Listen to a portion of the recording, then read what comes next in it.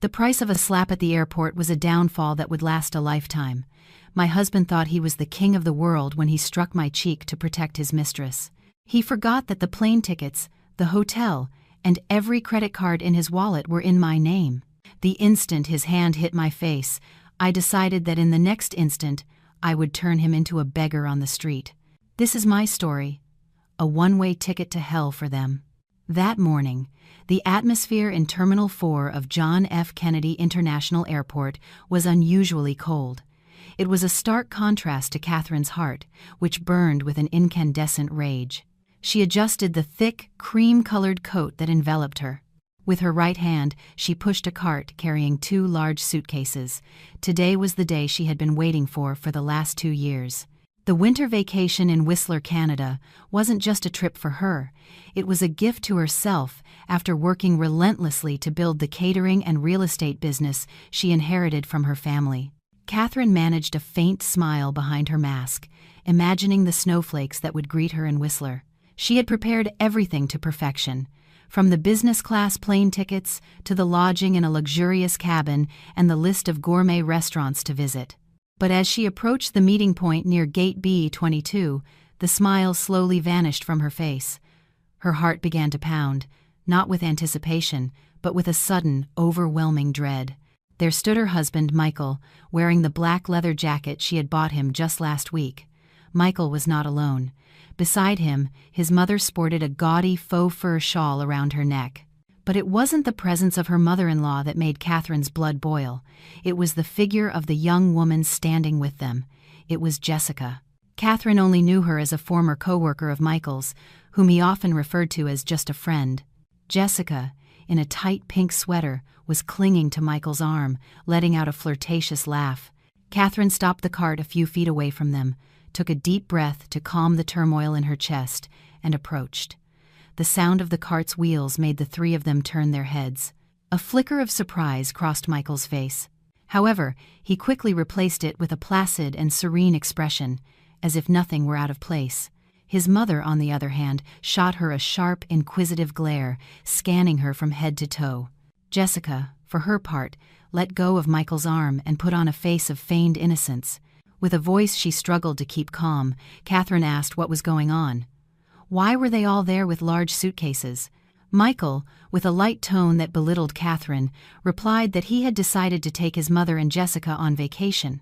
According to him, it wasn't fair for him to have fun alone while his mother and her friend were left at home.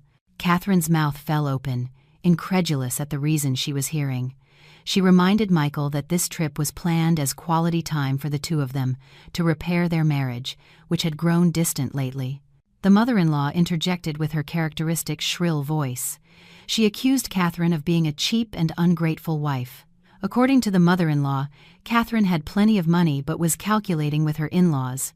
She said Jessica was a sweet and polite girl, unlike the rigid Catherine, and was worth bringing along to liven things up. Jessica bowed her head shyly like a cat, but her eyes shot a mocking glance at Catherine. Catherine felt her face burn. She stressed that she had paid for all the tickets and accommodation with her hard-earned money, not Michael's. She refused to pay for Jessica's travel expenses. For Catherine, bringing a stranger on their couple's vacation was an insult. Michael started to get agitated. His face reddened as he felt his authority as a husband being challenged in front of his mother and girlfriend. He yelled at Catherine that a wife's duty is to obey and serve her husband, and that included treating her husband's guests with respect. Their argument began to attract the attention of passers-by in the airport. Feeling her pride trampled, Catherine said firmly that if Michael wanted to bring Jessica, he had to pay for her expenses, not her. Catherine also demanded that Jessica leave immediately, as she didn't want another woman's presence to ruin her vacation. Hearing that, Jessica began to sob quietly. Her crocodile tears further enraged the mother-in-law, who cursed Catherine, calling her a wicked and heartless woman. Unable to bear Jessica's tears and his mother's anger, Michael strode toward Catherine without warning. His sturdy hand rose and struck Catherine's left cheek. Smack. The sound echoed loud enough to stop the movement of people around. A sharp pain instantly seized her cheek, followed by a heat that spread to her ear. Catherine staggered backward, brought a hand to her throbbing cheek, and looked at Michael with disbelieving eyes. In 5 years of marriage, It was the first time Michael had ever laid a hand on her. Before Catherine could process the pain, Michael slapped her a second time, harder this time, splitting the corner of her lip. Michael yelled in her face. He said the slaps were a lesson to teach her not to be a rebellious and arrogant wife with her fortune. The mother-in-law, far from stopping him, encouraged him, saying that Catherine deserved it to learn her place. Behind Michael, Jessica flashed a faint smile of victory at seeing her rival humiliated in public. Fresh blood welled from the corner of Catherine's lips, staining her expensive cream-colored coat. Catherine tasted the salty tang of blood on her tongue. The physical pain was nothing compared to that of her heart, which shattered in that moment. In that instant, any remaining love and respect she had for Michael vanished without a trace. Catherine didn't cry hysterically, nor did she fight back. She simply wiped the blood from her chin with the back of her hand, straightened up, and looked her husband in the eye. Her gaze turned cold, empty, and sharp. With a low but very clear voice, as if she now understood everything, she said she wouldn't argue anymore. Michael smirked cynically, thinking Catherine had finally bent and obeyed. He ordered her to check in for all of them immediately, but Catherine slowly shook her head. She said she would leave Michael, his mother, and Jessica to their fate. With biting sarcasm, she wished them a happy vacation. Then she turned and walked away with quick but firm steps, leaving the luggage cart where it stood. Michael shouted Catherine's name, threatening to divorce her if she didn't come back. The threat echoed through the terminal's halls, but Catherine didn't look back for a second. Her steps carried her more firmly away from the toxins in her life. In her mind, there were no longer plans for a romantic vacation. Instead, a new, much colder and more calculating plan had emerged. As she walked, Catherine took out her cell phone. Her fingers moved swiftly across the screen, accessing her banking and airline apps. The slaps had just awakened the lioness sleeping inside Catherine. She wouldn't just leave. She vowed she would make them pay dearly for every drop of blood that had spilled from her lips that day. Michael watched Catherine's back grow smaller until it disappeared into the crowd. He snorted with disdain and adjusted his jacket collar with an arrogant gesture. At his side, his mother patted his shoulder, both calming and justifying Michael's violent behavior. According to his mother, a woman like Catherine needed to be taught a physical lesson from time to time so the money wouldn't go to her head. Jessica, whose tears had dried in an instant, clung coquettishly to Michael's arm again. In a falsely concerned tone, she asked if they could really go to Canada. Michael laughed contemptuously. With complete confidence, he assured Jessica and his mother that Catherine was just throwing a childish tantrum. Michael was 100% sure that Catherine loved him too much to dare cancel anything. He thought Catherine just needed some time in the restroom to cool down and would surely catch up with them later or call him crying to apologize. Michael took charge of the luggage cart Catherine had abandoned, feeling victorious at the thought that he now controlled even his wife's possessions. The three of them, chins held high, headed to the first-class check-in counter for the international airline. Michael felt like a king, leading his entourage. He imagined the plush airplane seats, the sumptuous food, and the premium service he would soon enjoy. His mother was busy preening herself in the reflection of the airport windows, and Jessica was taking selfies to post on social media with a caption hinting at a luxurious vacation with her lover. The priority check-in line was empty. A woman in an impeccable uniform greeted them with a professional and friendly smile, asking for their passports and reservation number. Michael, as if he were a tycoon, placed his passport, his mother's and Jessica's on the counter, along with a piece of paper with the reservation number he had secretly photographed from Catherine's phone the night before. In an imperative tone, he said to hurry up, as his mother was tired of standing. The agent nodded politely and began typing the code into the computer system. There was a moment of silence. The agent's fingers stopped dancing on the keyboard. She frowned. She re-entered the code, this time more slowly, ensuring she hadn't made a mistake with any number or letter. Michael began to drum his fingers on the counter, impatient. Meanwhile, Jessica started complaining that her feet hurt in her high heels. The agent looked up. Her friendly smile had been replaced by an expression of slight confusion and regret. She informed Michael that the reservation number could not be found in the system for today's flights. Michael's eyes widened. He insisted it was impossible, that Catherine had made the reservation last month and that he had seen the confirmation himself. He told the agent to check again, accusing the computer system of having problems. The agent patiently explained that the reservation data existed, but the status of the tickets for all passengers included in that reservation number had been unilaterally canceled by the primary account holder about 10 minutes ago. Michael's face, which had been red with anger, turned pale in an instant. The cancellation had occurred just after Catherine left them. The shock of reality began to hit Michael's consciousness. Catherine wasn't just threatening, she had truly clipped his wings. Upon hearing the agent's explanation, the mother-in-law burst into a fit of rage. She screamed hysterically in front of the counter, cursing the airline and shouting Catherine's name, along with crude insults. The mother-in-law's shrill voice made other passengers in the economy class line turn and whisper. Jessica began to panic. She shook Michael's arm, asking him what would happen to their vacation. Embarrassment began to spread across Michael's face. He tried to calm his mother, who had started acting like a child denied a toy. Michael quickly took out his phone and dialed Catherine's number. It rang once and then disconnected. He called again, and an operator informed him that the number was unavailable or out of the coverage area. Catherine had turned off her phone or blocked Michael's number. A cold sweat trickled down Michael's temples. He was trapped in a very embarrassing situation. He couldn't just go home, as he had bragged to his neighbors and co-workers about going abroad. His pride was too great to go back home dragging the suitcases. Michael pulled out his wallet with trembling hands. He took out the platinum credit card he had been so proud of. It was actually a supplementary card issued from Catherine's primary account, but Michael had always considered it his own. He told the agent he would buy 3 new tickets on the spot. The price was much higher for the last-minute purchase, but Michael didn't care. He was sure the card's limit was still very high. The agent swiped the card through the terminal. The machine emitted a long beep and a small receipt. The agent read it and, in a polite but firm tone, said the transaction had been declined by the issuing bank. Michael couldn't believe it. He told the agent to try again. The result was the same. Declined. Michael took out a second card, a debit card linked to a joint account that was 90% funded by Catherine's money. The result was the same. Transaction failed. Insufficient funds or card blocked. A series of text message notifications arrived on Michael's phone. They were from the bank, informing him that at the request of the primary account holder, his access to the credit and debit cards had been deactivated for security reasons. In a matter of minutes, Catherine had completely paralyzed them financially. In the middle of that grand airport, Michael felt small. He stood rigidly with his wallet open, which now only contained a couple of useless plastic cards and a few dollar bills, not enough to buy even a domestic plane ticket, let alone one to Canada. The mother-in-law made things worse.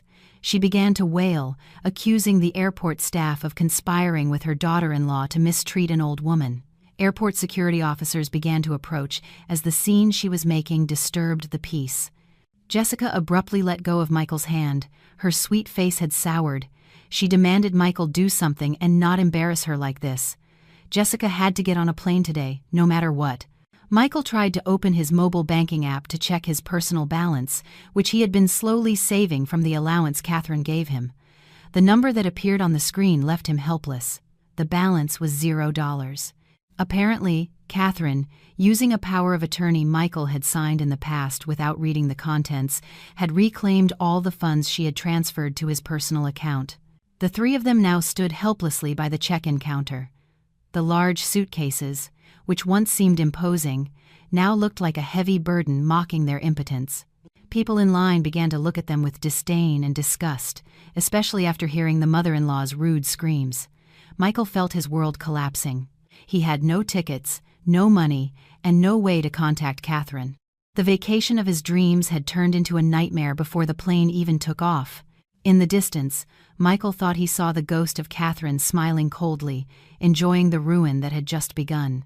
Catherine quietly entered the VIP lounge, an area restricted to ordinary passengers. The atmosphere inside was like a different world, miles away from the chaos she had just left behind. The air was scented with a subtle lavender aroma, and the air conditioning was set to a perfect temperature. It was nothing like the stuffy air, thick with sweat and emotions, of the departures hall. The receptionist at the entrance greeted her warmly. As Catherine was a top-tier priority member cardholder, they didn't waste time verifying her identity and respectfully addressed her by name. Catherine nodded silently with a faint smile, as the corner of her lip, split by Michael's slap, was sore. She chose a single sofa with a direct view of the tarmac, where enormous planes were preparing to carry people's dreams to different parts of the world. After sitting down and resting her stiff back, an attendant brought her a refreshing, non-alcoholic orange-colored cocktail and a warm towel. Catherine took the towel and gently applied it to her still-throbbing cheek. The warm sensation slightly eased the physical pain, but her mind became even clearer to plot her next moves. She took a tablet out of her handbag. Her fingers moved nimbly, revoking all financial access linked to Michael. One by one, block notifications appeared on the screen. The supplementary credit card, the debit card, and the mobile banking access she had provided based on marital trust were now completely locked. No more cash flow for the parasite. After securing her finances, Catherine opened another airline's app. She booked a first-class ticket to Whistler departing in 2 hours. This ticket was in one name only: Catherine. No Michael, no mother-in-law, no Jessica. While Catherine savored the serenity on the luxurious sofa, watching the planes take off, a contrasting scene was unfolding in the public area of the airport. Michael, his mother, and Jessica were now stranded near a large pillar outside the check-in area. They looked like disaster victims, lost in the middle of the lavish airport. The large suitcases they had brought had become a painful burden. The mother-in-law was sitting on one of them, her face flushed, fanning herself briskly with her hand, as if trying to ward off the humiliation that was starting to envelop them. Jessica stood restlessly, biting her nails, constantly looking around, afraid that someone might recognize them after the earlier scandal. Hunger began to set in, as they hadn't eaten anything since morning, expecting the delicious food in the VIP lounge Michael had promised. But that hope had vanished. Michael paced back and forth with his phone glued to his ear. His face was tense, and cold sweat beaded on his forehead. He was desperately looking for someone to lend him money. He called his friend Carlos, whom he often treated to drinks with Catherine's money. But when Michael expressed his intention to borrow $8,000 to buy tickets, Carlos hung up with the excuse that he was in the middle of a home renovation. Michael called his co-worker, Fernando. Fernando, in turn, laughed and joked about why the husband of a wealthy woman like Catherine needed to borrow pocket change. He went through all the contacts on his phone, but one by one, they rejected him. Michael realized how insignificant he was in the eyes of others without the tag of his wife's wealth. His friends had approached him not out of loyalty to him, but for Catherine's money. Desperate, Michael returned to his mother and his mistress. He shook his head helplessly, indicating he hadn't secured any money. The mother-in-law erupted in anger again. She beat Michael's arm with her purse, accusing him of being a useless husband who couldn't control his own wife. The mother-in-law lamented her fate, imagining the shame she would have to endure, explaining to her neighbors why she had returned after bragging about going abroad. Jessica, who had been quiet until now, began to complain. She whined that she was thirsty, hungry, and her legs ached from standing so long. She demanded Michael buy her a drink from the airport cafe. Michael reached into his pants pocket and pulled out his now thin leather wallet. He only had about $120 in cash left. If he bought 3 bottles of water and a few sandwiches at the airport, the remaining money would vanish in a flash. In the VIP lounge, Catherine opened her social media. She posted a simple but meaningful photo: her passport and her new boarding pass on a marble table with the cocktail glass and a view of the planes in the background. She wrote a short caption: "Flying solo. Baggage-free is so much lighter. Goodbye, NYC. Hello, Whistler." The post received hundreds of reactions in minutes. Catherine's friends, business partners, and even old acquaintances left supportive comments. It was as if they had been waiting a long time for the moment Catherine would break free from Michael. Catherine felt a sense of relief reading the comments. For all this time, she had turned a deaf ear to her friends' warnings about Michael's true nature, and now their support strengthened her resolve. But it wasn't just Catherine's post that went viral. Unbeknownst to Michael and his group, who were busy arguing in a corner of the airport, an amateur video began to go viral on TikTok and Twitter. The video had been filmed by a passenger who happened to be nearby when Michael slapped Catherine. The video's title was highly provocative: "Crazed husband assaults millionaire wife at JFK to defend his mistress." The 2-minute video clearly showed Michael's fierce face as he slapped Catherine, the mother-in-law's scowling face hurling insults, and Jessica's fake innocence hiding behind Michael. The video unequivocally demonstrated how dignified Catherine's response was and how cruel the treatment she received was. The social media algorithm worked quickly. The video began to be shared thousands of times, sparking outrage among netizens, known for being combative when defending victims of infidelity and violence. Michael, still arguing with his mother-in-law about whether to take a cab or a bus, was unaware that his face was now on millions of phone screens. He still considered himself a victim of a disobedient wife. Mustering his remaining pride, Michael decided to take his group home. But a new problem arose. The airport taxis didn't accept delayed payments, and his ride-sharing app was linked to the credit card Catherine had already blocked. They had to find a way back to their luxurious home in Greenwich, Connecticut, without being sure if they still had the keys. Michael looked at the airport exit with a lost gaze. The dream of seeing the Canadian snow had turned into the reality of the New York heat and grime, ready to swallow them whole. The path out of the airport was like walking on hot coals for Michael. The three of them trudged towards the regular taxi stand, dragging their large suitcases. There was no more laughter or arrogance, only tired faces and bitter hearts. When they reached the front of the taxi line, the driver refused to take them without the guarantee of a cash payment. The distance to Greenwich was considerable, and the tolls weren't cheap.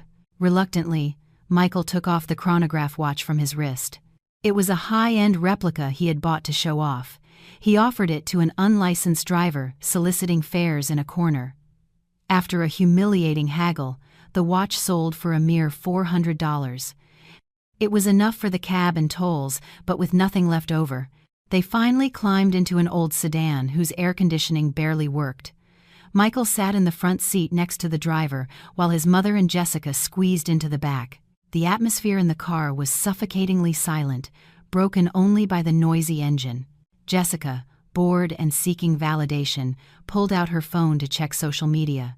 She expected to find some sympathy, or at least see photos of other people's vacations. But as soon as she opened Instagram, her eyes widened. Her account notifications had exploded into the thousands. Her follower count had skyrocketed, but not for her achievements. The comment section of her last photo, one from the airport with the caption, "Vacay with my love," was filled with insults. Harsh words like homewrecker, cheap woman, shameless mistress, gold digger flooded the screen. Jessica trembled as she opened her direct messages. The content was even more horrific. Threats, curses, and even screenshots of the airport incident video were sent to her. Netizens, with a skill worthy of cyber detectives, had quickly located her social media accounts. Jessica's identity was completely exposed. Her workplace, her old apartment address, and even unflattering photos from her past began to circulate. Jessica screamed hysterically in the cab, making the driver nearly swerve in shock. She threw the phone into the mother-in-law's lap.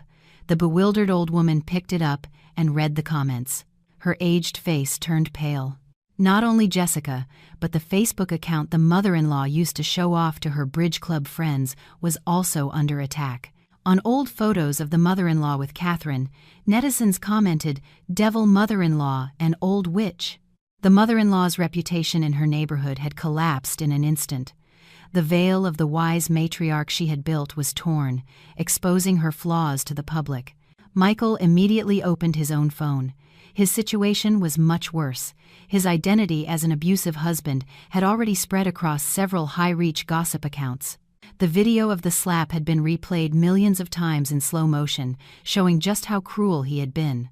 Netizens even tagged the social media account of the company where Michael worked, demanding the dismissal of an employee who committed violence against women. Michael felt the world spinning. He tried to delete his account, but his hands were shaking too much. It was too late. Digital footprints are not so easily erased.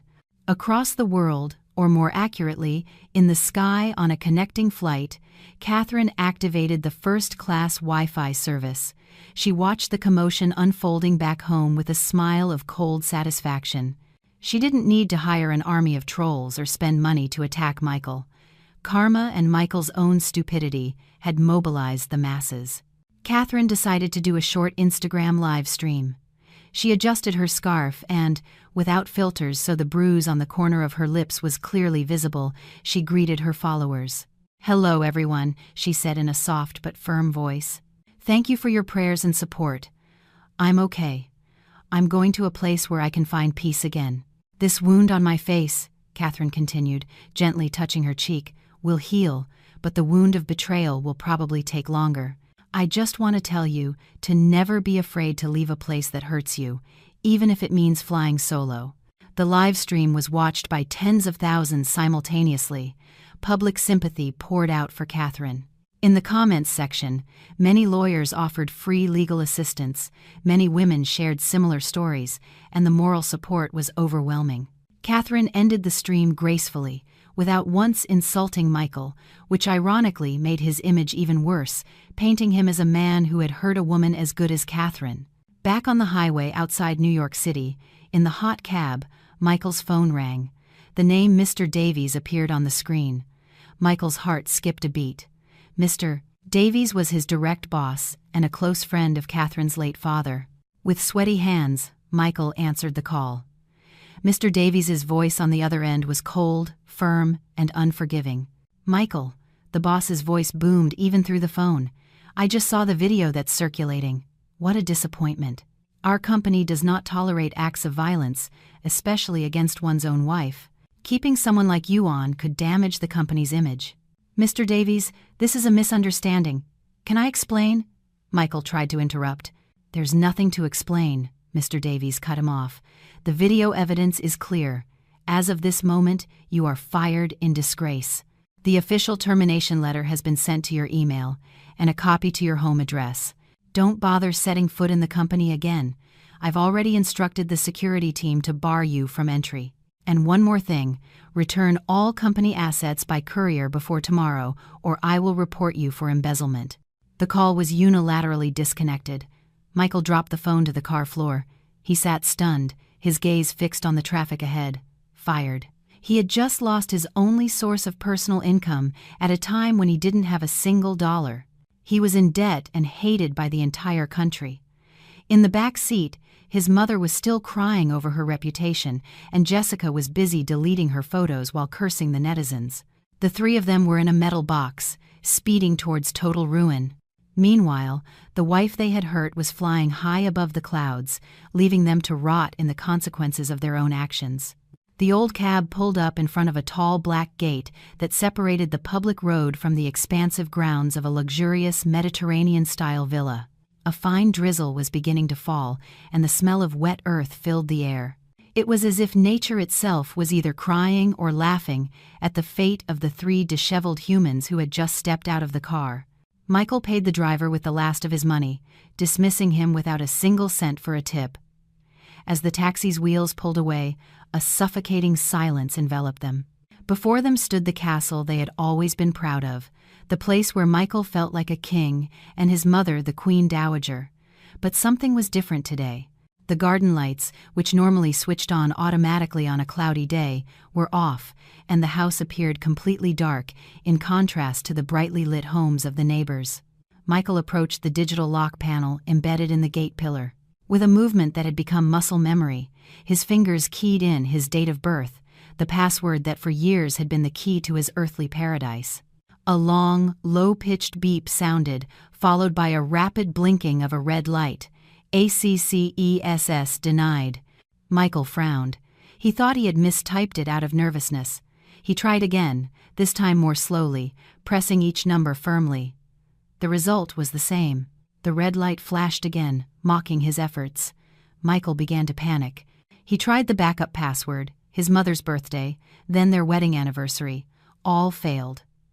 The iron gate did not budge, solid, protecting what was inside from its now disgraced master. The mother-in-law, impatient, began to scold Michael to stop playing around and open the gate as the drizzle was turning into a heavier rain.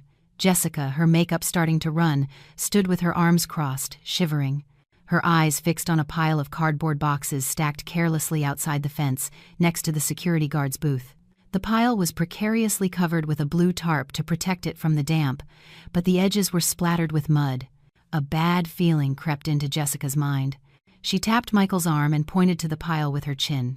Before Michael could inspect the boxes, the small door of the security booth opened. Out stepped Mr. Rojas, the security guard who had worked at the house since Catherine's late father's time. Normally, Mr. Rojas would greet Michael with respect, bowing and opening the gate. But this time, Mr. Rojas stood tall in his impeccable uniform. His face was flat, without a smile, and his gaze was sharp. In his hands, he held a clipboard with documents. Mr. Rojas did not open the gate. Instead, he stood in the way to block access to the panel, positioning himself like a wall between Michael and the house. Michael yelled at Mr. Rojas, ordering him to open the gate immediately and asking who had dared to change the code to his own house. Mr. Rojas replied calmly that he was only following the orders of the legal owner of the house. Michael became even more enraged. He shouted that he was the owner's husband, therefore he was also the owner. Mr. Rojas slowly shook his head and handed him a copy of the documents on the clipboard. They were a copy of the property deed for the house and land, entirely in Catherine's name, and a newly issued legal declaration from that day ordering the eviction of occupants with no ownership stake. Michael snatched the papers. His eyes widened as he read the lines of legal jargon that invalidated his rights. It was specified that Michael had no claim to the property whatsoever, thanks to a prenuptial agreement he had hastily signed in the past, blinded by Catherine's love and wealth. The rain was now falling harder, soaking the paper in Michael's hands and making the ink run as if trying to erase Michael's existence from the house's history. The mother-in-law, who had peeked at the letter's contents, felt her legs give way. She collapsed onto the wet, dirty asphalt. Mr. Rojas pointed to the pile of boxes outside the fence. He explained that Mrs. Catherine had ordered the household staff to pack all of Michael's and his mother's personal belongings. Clothes, shoes, even the smallest trinket. Everything had been taken out, leaving nothing behind. On the other hand, the valuables, paintings, luxury furniture, and expensive electronics being Catherine's property remained inside. Mr. Rojas emphasized that they were strictly forbidden to set foot beyond the gate. If they tried to force their way in, Mr. Rojas had instructions to press an emergency button connected directly to the nearest police station for trespassing. The mother-in-law screamed hysterically, crawling to the pile of boxes and began to tear it apart wildly, searching for a collection of antique ceramics she claimed as her own, though they had actually been bought with Catherine's money. She discovered one of the ceramic pieces had broken inside the box due to careless packing. The mother-in-law's wail erupted in the rain. She lamented her fate, thrown out like a stray cat, hugging the ceramic fragments as if they were the corpse of her child. Seeing the chaos, Jessica began to lose her patience. She didn't care about ceramics or property deeds. What she cared about was that she was soaked, cold, and hungry. Jessica started cursing Michael. Her flirtatious voice transformed into a harsh scream. She called him a useless man, a fraud, and a pauper. Jessica yelled that she regretted joining the vacation if it was going to end with her being homeless. She kicked a puddle, splashing mud on Michael's pants. Jessica said she would just go back to her own apartment. She didn't want to share the suffering. She turned to look for another cab, though she didn't know how she would pay for it. Seeing Jessica about to leave, Michael, who was at his emotional lowest, felt abandoned. He ran after Jessica and grabbed her roughly by the wrist. Michael shouted in the rain, his eyes filled with anger and despair. He reminded Jessica that she was one of the causes of this ruin. He said he wouldn't let her escape just like that after she had enjoyed his money. He said if they were thrown out together, she had to suffer with him too. Michael's grip was so tight that Jessica winced in pain. Their fight became a free spectacle for Mr. Rojas, who stood firm behind the gate. Curious neighbors began to peer from behind their window curtains. Michael, his mother, and Jessica were now social outcasts, stranded on the street, without a roof, money, or dignity. They eventually dragged their wet boxes and found shelter under the awning of an empty storefront not far from the residential complex, waiting for a miracle that would not come amidst the intensifying storm. The night grew deeper, and the cold air chilled them to the bone. After walking a considerable distance, dragging the suitcases and the few boxes they could still salvage, Michael finally found a cheap motel on the outskirts of the city. The building looked gloomy, with peeling paint on the walls and a neon sign that read "Vacancy" flickering weakly as if it didn't want to welcome guests. With the little money they managed to scrape together from the mother-in-law's pockets and Jessica's reluctantly produced wallet, they could barely afford one cramped room for the night. It was the lowest category room, damp, with a stale smell of tobacco, and only one double bed with yellowish sheets. As soon as the door opened, a musty smell hit their noses. Jessica immediately covered her nose with an undisguised expression of disgust. She refused to sit on the edge of the bed, fearing mites or germs would cling to her designer clothes. The mother-in-law, extremely tired, no longer cared. She flopped onto the bed, taking up nearly 3/4 of it. Seeing this, Jessica immediately protested. She yelled that she didn't want to sleep on the cold, dirty floor. She demanded the mother-in-law make room. The mother-in-law, in a very bad mood, didn't back down. She yelled at Jessica to respect her elders. She threw it in her face that it was because of her that Catherine had gotten angry and thrown them out. If Jessica hadn't come along, the mother-in-law would probably still be sleeping in her plush, king-sized bed in the Greenwich house. Hearing the accusation, Jessica exploded. The mask of the sweet, submissive woman she had worn in front of the mother-in-law shattered. Jessica retorted with harsh words, calling the mother-in-law a greedy old woman who only wanted to live comfortably at others' expense.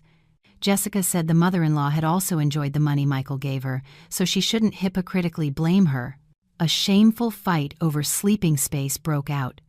Jessica pulled the blanket covering the mother-in-law, and the mother-in-law grabbed Jessica's wet hair. They rolled on the musty bed, scratching and cursing each other like alley cats fighting over scraps. Michael could only sit on a creaky wooden chair in a corner of the room, holding his head, which felt like it was about to burst. He watched the two women he had defended tooth and nail at the airport now hurting each other in a cheap motel. The scene hit him hard. Was this the happiness for which he had sacrificed his loyal wife?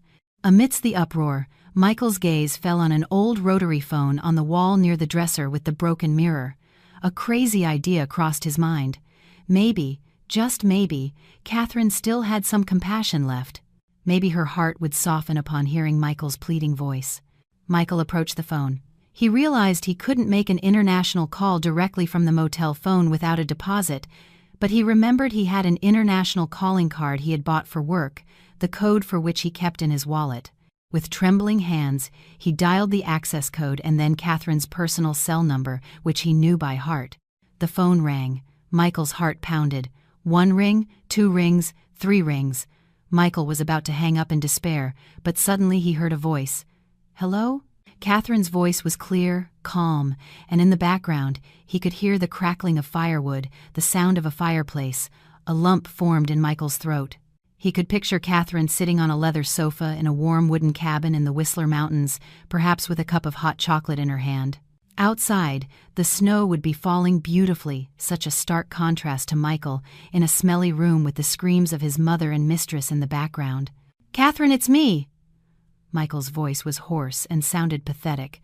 "Honey, please. I'm sorry. We have nowhere to live. My mother is sick. Jessica. She regrets it too. Please, help us. Open the house door, or at least send us some money so we can eat. I'll fix everything. I promise. I'll leave Jessica if you want." There was a moment of silence on the other end. Then came a small, light laugh. It wasn't a mocking, harsh laugh, but the light laugh of someone who has truly shed a great burden. "I'm sorry. Who is this?" Catherine asked in a deliberately neutral tone. "My husband died this morning at the airport, along with my interest in him, and the people you mention, I don't know them. I have no obligation to feed strangers, especially ill-mannered paupers." Michael tried to plead again. Tears began to well in his eyes. "Catherine, don't be so cruel. I'm your husband." "Ex-husband," Catherine corrected him sharply. "Enjoy your night in the hell you've created, Mr. Michael. Oh, and this cabin is really warm as my happy feelings watching you fall apart. Click. The call was cut.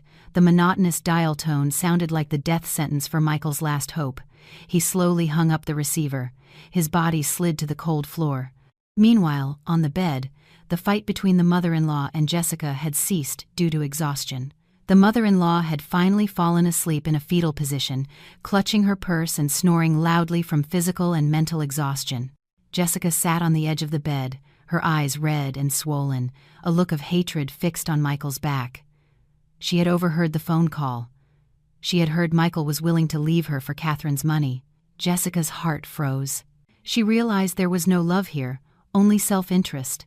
And now this ship had sunk. She had to save herself. Jessica's eyes fell on the mother-in-law's ring finger, which hung loosely by the pillow. There shone an old gold ring with a red ruby. It was the only genuine piece of jewelry the mother-in-law owned, an heirloom from her late husband that she never took off, not even to bathe. Jessica swallowed. Her cunning mind worked quickly. That ring could surely be sold for a few $1,000s. Enough money for a ticket back to her hometown, or at least to get a new apartment and survive for a week. Jessica glanced at Michael, who was still on the floor, stunned, lamenting his fate. Slowly and very carefully, Jessica approached the mother-in-law. Her slender fingers moved slowly, like a snake, and touched the old woman's wrinkled fingers. The mother-in-law stirred slightly, and Jessica held her breath, but the snoring resumed. Jessica continued her action. She slightly moistened the mother-in-law's finger with a bit of saliva to make it slip, and then slowly pulled the ring. 1 millimeter, 2 millimeters. The ring came off. Jessica clenched it tightly in her fist. Her heart was pounding. She tucked the ring deep into her pants pocket. Jessica sat up straight again. She pretended to massage her legs while planning her escape at dawn, when Michael and his mother were still asleep. She would not sink with this pair of idiots. She was an expert survivor, and tonight she would escape as far as possible with the only remaining possession of that shattered family. Dawn broke reluctantly on the eastern horizon, filtering a gloomy gray light through the cracks of the motel's dirty, dusty curtains. Inside the cramped, smelly room, the morning silence was suffocating, broken only by the faint snores of the mother-in-law, who was still asleep, perhaps dreaming of a past where she was still a respected matriarch. Michael sat on the floor, his back against the cold wall. He hadn't slept all night, and his eyes were swollen and bloodshot. His mind wandered aimlessly, filled with late regrets and fear of a dark future. Beside him, Jessica was already awake. The woman moved with extreme care, trying not to make the slightest noise as she put on her shoes. Her eyes were alert, looking alternately at Michael and the mother-in-law, making sure no one noticed her malicious intention to flee that morning. Her right hand occasionally patted her pants pocket, checking that the gold ring with the mother-in-law's ruby was still safely there. It was her ticket to freedom, the capital to start a new life away from the family she now considered useless trash. But before Jessica could even touch the doorknob to escape, a loud crash shook the door of their motel room. Bang! The thin wooden door trembled violently, as if kicked by a giant. Michael jumped, his heart nearly leaping out of his chest. The mother-in-law woke up with a hysterical scream, not understanding what was happening. Jessica shrank back in fear, her face pale. Before they could process the situation, a second kick hit the door harder, breaking the hinges. The door flew open, slamming against the wall, and 3 burly, menacing-looking men entered the small room. Their aura exuded a palpable threat. One of them, a man with a scar on his left cheek and a dragon tattoo peeking out from the collar of his black t-shirt, looked at Michael with a cruel smile that chilled him to the bone. They were loan sharks, the debt collectors from an illegal lending and online gambling syndicate that had been tormenting Michael's life. Michael trembled violently. He had successfully hidden this dark side of his life from Catherine. He had become addicted to online slots a year ago, hoping to multiply his pocket money to maintain Jessica's lavish lifestyle. When he lost, he borrowed money from illegal loan apps and loan sharks with killer interest rates, covering it up with money he secretly siphoned from Catherine's accounts. Now that his access to Catherine's money was cut off, the time bomb had exploded. These debt collectors must have tracked his phone's location, which had been briefly on when Michael called Catherine the night before. The GPS signal had led these predators straight to their dying prey. The tattooed man wasted no time. He stepped forward, grabbed Michael by the shirt collar, and lifted his slender body until his feet barely touched the floor. He shouted harshly at him to pay his debt, which amounted to hundreds of thousands of dollars in principal and interest. Michael tried to speak, but his voice was stuck in his throat, and he could only make a squeaking sound, pleading for time and mercy. But mercy was not in these thugs' vocabulary. A powerful punch landed in Michael's stomach, making him double over in pain and fall to the floor, vomiting bile from his empty stomach. The mother-in-law screamed hysterically, seeing her only son being beaten in front of her. She tried to get up to help, but one of the loan shark's henchmen yelled at her to stay still, or she would be next. Amid the chaos, Jessica saw an opportunity. The thugs' attention was focused on Michael, who had become their human punching bag. Slowly and stealthily, Jessica crept towards the open door. She thought this was her golden chance. She didn't care if Michael died or was maimed. The important thing was that she survived. But fate had other plans. Just as Jessica was about to slip out, one of the thugs guarding the door noticed her movement. The man quickly grabbed Jessica's long hair and dragged her back into the room. Jessica screamed in pain, struggling to be released.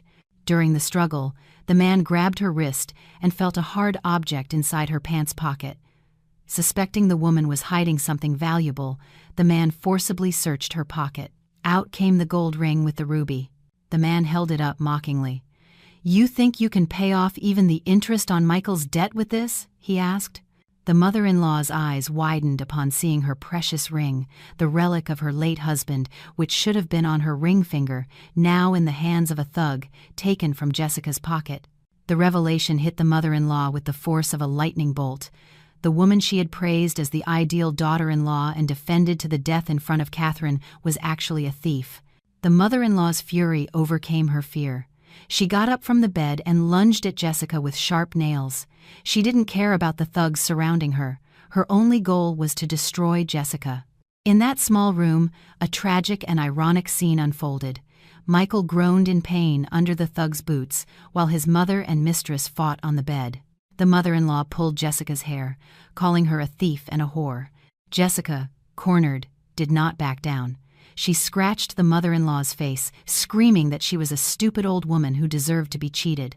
The ring flew into a corner of the room, rolling without an owner. The thugs laughed at the drama of a broken family unfolding before their eyes. The tattooed man even recorded the scene with his phone, thinking of using it later as a blackmail tool. They started to rifle through the contents of the bags and suitcases, taking phones, watches, and what little money was left, considering it an initial seizure. The chaos reached its climax when the sirens of a police car were heard approaching and stopping right in front of the motel. The thugs looked at each other, their faces transformed with panic. They knew that getting involved with the police for a serious assault case would be a problem for their boss's business. They quickly spat on Michael one more time, kicked a random suitcase, and fled through the back door of the motel, leaving behind a bruised and shattered Michael, mother-in-law, and Jessica. With the last shred of consciousness, Michael felt a glimmer of hope. He thought a motel neighbor had called the police because of the thug's commotion. He thought the police would save him, take him to the hospital, and protect him. He struggled to his feet, crawling towards the door with a bruised face and bleeding split lips. When two police officers in brown uniforms appeared in the doorway, Michael raised a trembling hand, tried to smile, and said in a low voice, "Help me, officers. They tried to kill me." But the officers didn't smile back.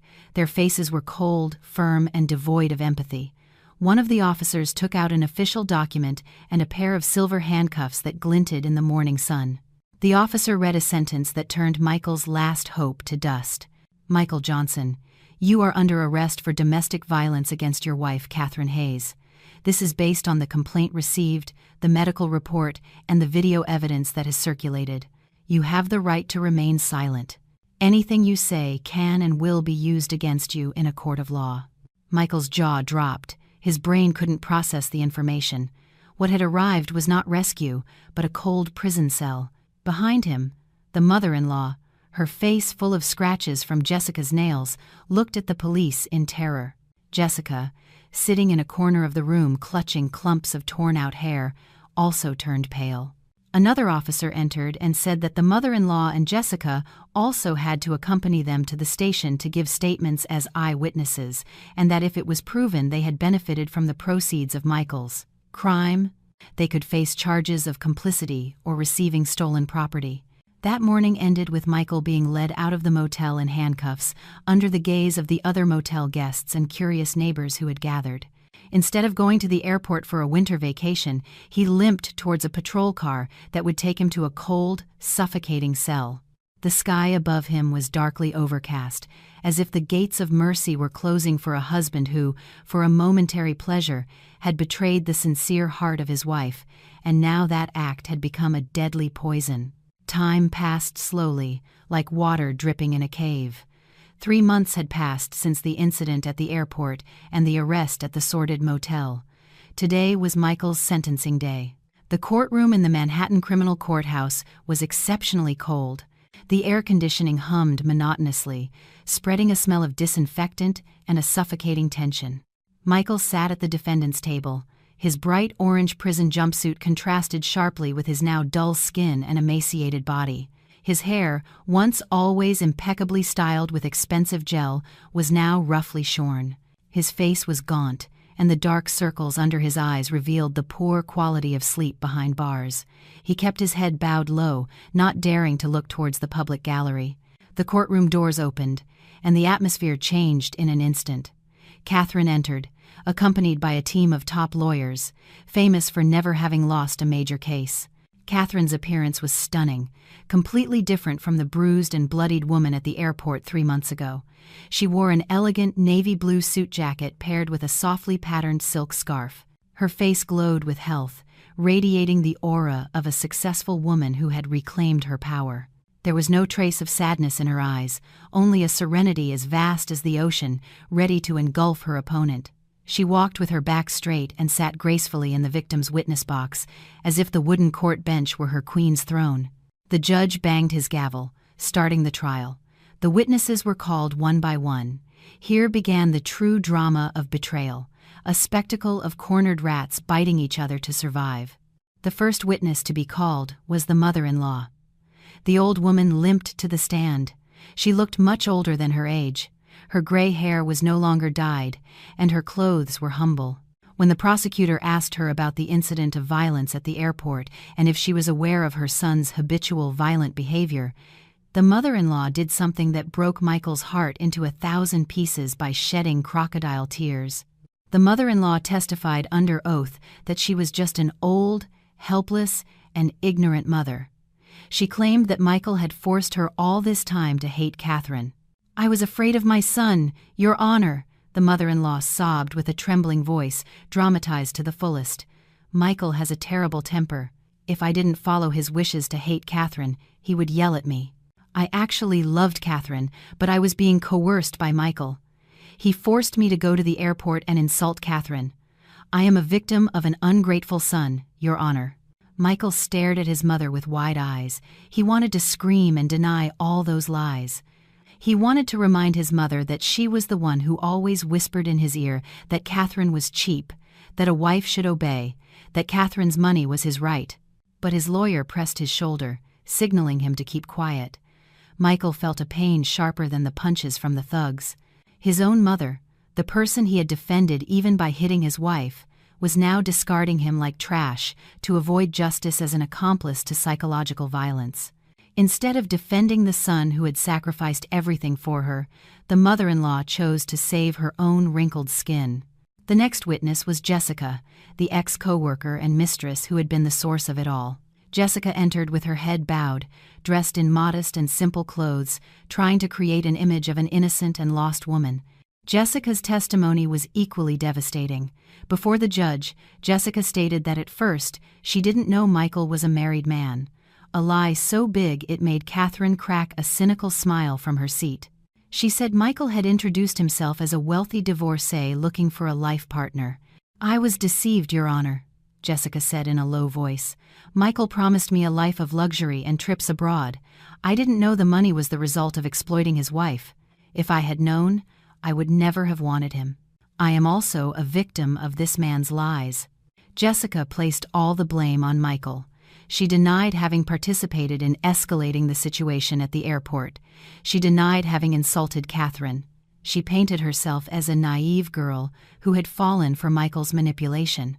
Michael glared at Jessica, the woman who used to flirt with him, the one who would say, "I'll love you forever, baby," when he bought her a designer handbag. Now she was stabbing a dagger straight into his heart in front of a court. There was no love or loyalty. It was all fake, as plastic as a credit card with no funds at the airport. Michael realized how stupid he had been to trade Catherine, a real diamond, for Jessica, a pebble that was now stoning him to death.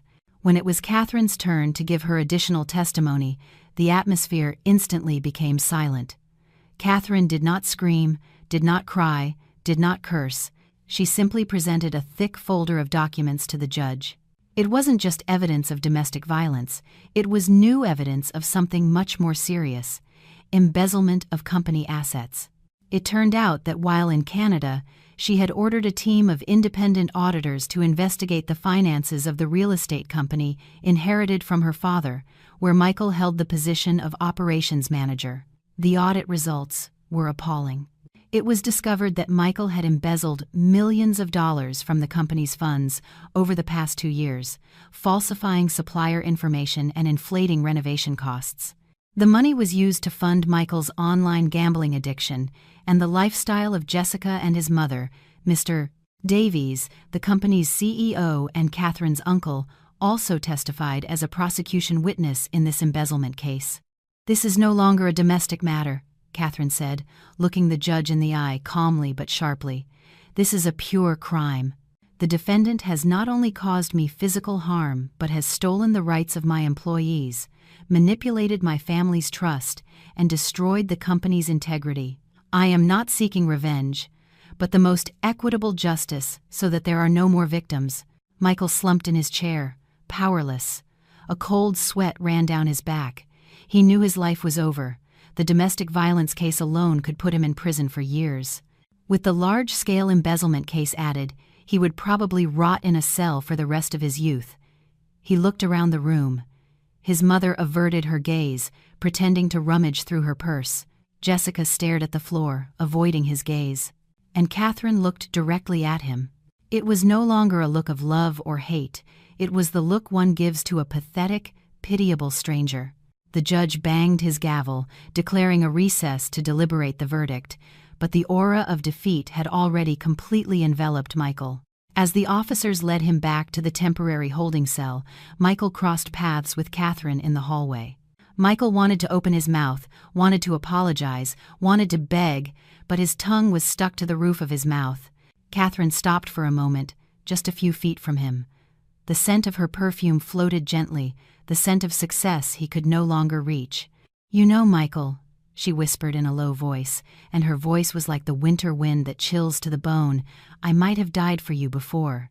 But now, seeing how your mother and your mistress betray you, I've realized something. Your heaviest punishment isn't prison. Your heaviest punishment is living with the knowledge that you abandoned the only person who truly loved you for people who won't even deign to look at you when you're in trouble. Enjoy your solitude." Catherine walked away. The sound of her heels, click-clack, faded into the distance, leaving Michael like a stone statue, tears finally gushing forth, tears of remorse that no longer had any value. The iron door of the holding cell slammed shut behind him with a thunderous sound, locking Michael in the darkness of a destiny he had designed himself. The main courtroom of the Manhattan Criminal Courthouse fell silent again, but this time the silence felt much heavier and more oppressive, as if all the oxygen in the room had been sucked out by the climactic tension. The presiding judge, a middle-aged man with thick glasses and an air of unassailable authority, adjusted his black robe before reading the sentence. Michael sat at the defendant's table, slumping further and further. Cold sweat soaked his back, seeping through the orange prison jumpsuit. Behind him, the public gallery was filled with journalists and onlookers curious about the end of the airport husband drama. Catherine sat silently in the front row with her lawyer, staring fixedly at the judge, expressionless, as if she were witnessing the reading of a boring business report rather than the fate of her ex-husband. The judge's voice broke the silence, reading the verdict in a flat but firm tone that resonated throughout the room. based on the irrefutable evidence, including the medical report of Mrs. Catherine Hayes's injuries, the viral video recording, witness testimonies, and the evidence from the forensic audit of the company's finances. The court finds that the defendant, Michael Johnson, has been proven clearly and convincingly to have committed continued acts of domestic violence, both physical and psychological, and the crime of felony embezzlement. Therefore, the court sentences the defendant to a term of 12 years in prison and orders him to pay a fine and restitution for damages of $5 million to the company. If not paid, the defendant's personal assets will be seized by the state and the prison sentence will be extended. The gavel struck 3 times. Thud, thud, thud. The sound was like a death knell for Michael's future. His legs gave way. He nearly slid off his chair if not for the prison guard beside him. 12 years. His youth would vanish behind bars. He would come out an old man, with nothing. No assets, no career, no family. The sentence also included the confiscation of all remaining assets in Michael's name. His car, which he hadn't even finished paying for, his sports motorcycle, and even his personal account balance, which was already empty, were seized to cover a tiny fraction of the money he had stolen from the company. Michael was officially and legally bankrupt. He turned, searching for his mother's or Jessica's face, hoping for a glimmer of compassion, but the witness bench was empty. They had fled before the sentence was read, fearing further involvement. Outside the courthouse, Jessica's fate was no better. The woman tried to slip out a side door to avoid reporters, but her face, which had become too famous on social media, was easily recognizable. A group of women, outraged by the video of her at the airport, yelled at Jessica and threw empty water bottles and food scraps at her. Jessica ran terrified towards the main street, crying with humiliation and fear. But Jessica's suffering was just beginning. Her phone wouldn't stop ringing, not with comforting friends, but with unknown numbers threatening her. Because Michael and Jessica had often shared their personal information, the illegal online loan collectors who had his social security number began to pursue her. Jessica tried to go back to her luxury apartment, but in front of the door, her belongings had been put out by the landlord in large black trash bags. The landlord, a firm woman who didn't want her place contaminated, evicted her on the spot after some unknown thugs looking for Jessica caused a disturbance. Jessica also received a termination email from her job for damaging the institution's reputation. Jobless, homeless, and pursued by debts, the once arrogant and flirtatious Jessica now wandered the streets of Manhattan. She tried to contact her friends, but all her numbers had been blocked. No one wanted to take in the viral Mistress who could bring trouble. In the end, Jessica was seen crying at a street food stall, lamenting her fate with the last $50 in her hand, realizing that her beauty couldn't save her from the ruin she had sown herself. Meanwhile, the mother-in-law's karma came in a quiet but painful way. After giving false testimony against her own son in court, the mother-in-law was kicked out by a distant relative she was temporarily staying with. They were ashamed to have a relative who had gone viral as a wicked mother-in-law and a traitor to her own son. "I don't want journalists or debt collectors coming to our house because of you," her cousin said, shutting the door in her face. Wandering aimlessly with a heavy suitcase of clothes, the mother-in-law made a desperate attempt. She took a cab to Catherine's parents' house, hoping her former in-laws would still have the conscience to take in an old woman like her. Arriving at the gate of Catherine's parents' imposing house, the mother-in-law was stopped by security guards. She begged on her knees on the hot asphalt to be allowed to see Catherine's mother. "Please, tell her I want to apologize. I was out of my mind. I have nowhere to go. I'm her son's mother." But the security guard relayed the cold message from the homeowners. "Sorry, ma'am. The lady of the house said she doesn't know you." She also said that government-run social welfare institutions are more suitable for housing people without family. The mother-in-law collapsed. Her pride, which once soared to the sky, was now on the ground. Eventually, a social services patrol that was on rounds picked her up for being considered a homeless person disturbing public order. She was taken to a social welfare institution on the outskirts of the city. There, the mother-in-law had to sleep on a thin mattress alongside dozens of other homeless people, eat from a lunch tray with meager side dishes, and spend her old age in endless regret without a single child or daughter-in-law to visit her. A week after the sentencing, Catherine decided to visit Michael one last time before he was transferred to a higher security prison. In the visitation room, separated by thick glass and iron bars, Michael was led in by a guard. His appearance was deplorable. His head was completely shaved, his face dull with acne marks and scars that hadn't yet healed. His body looked gaunt, as if only bones were left. The arrogant aura he had always radiated was completely gone, replaced by an aura of dark despair. Seeing Catherine, so radiant, clean, and perfumed, sitting on the other side of the table, Michael broke down in tears. His crying was explosive, the cry of a loser who realizes his stupidity in throwing away a diamond and clinging to trash. Michael tried to reach for Catherine's hand through the bars, but Catherine calmly withdrew it. "Catherine, I'm sorry. I was wrong. I was an idiot. Please, help me. I can't stand it in here. The food is rotten. I get beaten by other inmates every night. Talk to your lawyer to get my sentence reduced. When I get out, I'll dedicate my life to you. I promise." Michael babbled in a hoarse voice as tears and snot mixed on his dirty face. Catherine looked at Michael with an indecipherable gaze. It wasn't hatred or anger. It was a look of pity, like one gives to a sick dog dying on the street. Catherine placed a brown envelope on the table. "I didn't come to hear your worthless promises, Michael," Catherine said in a soft but firm voice. "I came to deliver a copy of our divorce papers. The family court accepted my petition yesterday. We are now legally divorced. There is no longer any relationship between us." Michael shook his head hysterically, refusing to touch the envelope. "No, Catherine, don't leave me. Who will take care of me? I don't know anything about my mother. Jessica has disappeared. You're all I have left." Catherine smiled slightly, a smile that hinted at the relief of having a huge weight lifted from her. "That's the point, Michael.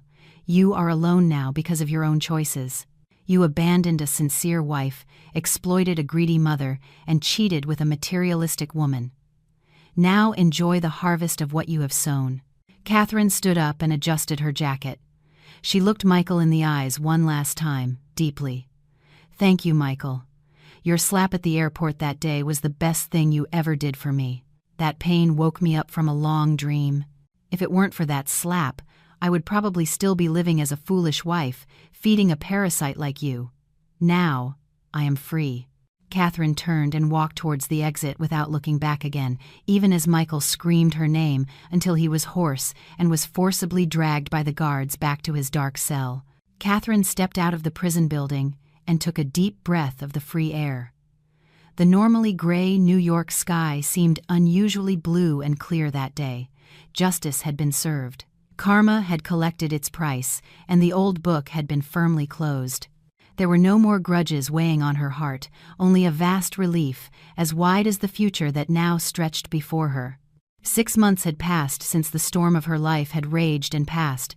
Like a promise from the universe, time acted as the most powerful healer for those who strive to rise again. Catherine's life had changed drastically, far better than she had ever imagined. Her real estate and catering businesses thrived. With the financial drain Michael had eliminated, the company's profits soared. Catherine used the profits to expand her business and establish a charitable foundation for victims of domestic violence, a sincere dedication born from her bitter experience to help other women speak up bravely. Catherine's name was no longer that of the viral victim wife, but that of an inspiring, strong, and compassionate entrepreneur. Her face often graced business magazines, radiating a balanced beauty and strength. This morning, the atmosphere at Catherine's parents' house was warm and lively. Large suitcases were neatly lined up in the living room, but this time there was no drama, no tension, no parasites. Catherine was helping her mother tuck a knitted shawl into her handbag. Her father, a wise retired gentleman, hummed a little tune as he checked their passports and plane tickets. Today, they were going on a 3-week spring vacation to Europe. This was the trip Catherine had long dreamed of, taking her parents to travel the world with the money she had earned through her hard work, making them happy in their old age, something that had previously been postponed due to being busy with Michael and his family's problems. "Are you ready, sweetheart?" Catherine's father asked, patting her shoulder affectionately with a wide smile. "Yes, Dad. The car to the airport is already waiting outside," Catherine replied, taking her father's arm. She felt a deep peace, feeling the warmth of a real family. There was no more complaining mother-in-law asking for shopping sprees, no Michael who only looked at his phone. Just her mother's cheerful laughter as she joked with her father about the arthritis medication he shouldn't forget. The trip to JFK Airport felt very different this time. As their luxury car entered the Terminal 4 area, a memory from 6 months ago crossed Catherine's mind. She glanced towards the meeting point at gate B-22, where she was once slapped and humiliated. But strangely, there was no more pain. The wound had completely healed, leaving only the scar of a valuable lesson. Catherine smiled faintly at that memory, as if greeting a ghost from the past that no longer had the power to hurt her. She held her parents' hands and walked with a firm, confident stride towards the first-class check-in counter. This time, there was no drama of declined cards or canceled tickets. The staff greeted them with utmost kindness, offering the best service to Catherine and her family. A few hours later, Catherine was comfortably seated in a first-class seat of a 5-star airline bound for Zurich. The luxurious interior of the cabin, the seat that converted into a flatbed, and the fresh orange juice on the side table made the atmosphere very private and serene.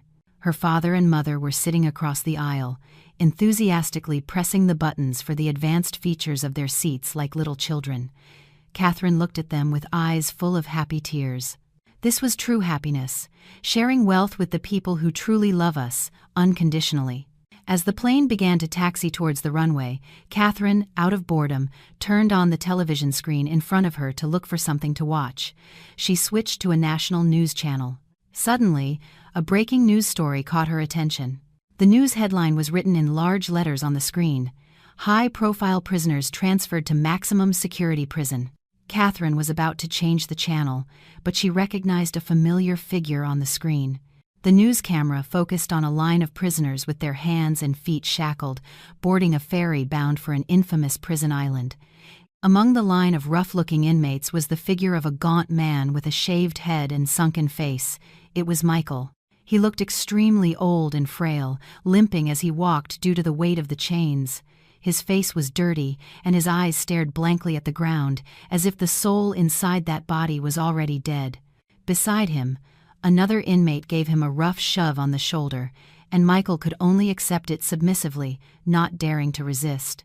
The news narrator mentioned that Michael had been transferred after being involved in a fight over debts in his previous prison and would now spend the remaining 12 years of his sentence in a maximum security isolation cell. In another corner of the screen, a news clip about raids on the homeless was briefly shown, where a glimpse of the mother-in-law's face could be seen, sitting expressionlessly on the terrace of a social welfare center, while Jessica's face appeared on a wanted poster for a case of illegal loan fraud. Their worlds had truly collapsed, shattered at the bottom of the abyss they had dug for themselves. Catherine stared at the screen for a few seconds. There was no malicious smile of victory, no excessive satisfaction, no more tears, just a neutral feeling, an acceptance that the law of sowing what you reap was real and absolute. Michael, the mother-in-law, and Jessica were now just fragments of criminal news on television, strangers who no longer had any relevance in her life. With a slow, elegant movement, Catherine pressed the power button on the remote control. The television screen went black, forever shutting out those faces from the past. Catherine then turned her head towards the airplane window. Outside, the plane's engines roared powerfully, lifting the giant iron bird off the hot tarmac of New York, piercing through the white clouds towards an infinite blue sky. "Catherine, what are you going to eat later?" her mother asked from across the aisle, pulling her from her thoughts. Catherine turned and smiled widely, the most genuine smile she had ever had. "Anything, Mom. Everything will be delicious if I eat it with you." Catherine leaned back, pulled the soft blanket up to her chest, and closed her eyes. The cold, painful winter of her life was over. The storm had passed, leaving behind fertile land where new flowers would bloom. Now, at 30,000 feet, Catherine welcomed the eternal spring that had arrived in her life, realizing that happiness is not something you beg from others, but something you create for yourself. With courage, pride, and firmness, the plane continued to soar through the skies, carrying her to new adventures, leaving hell behind and heading towards the paradise she had built with her own hands.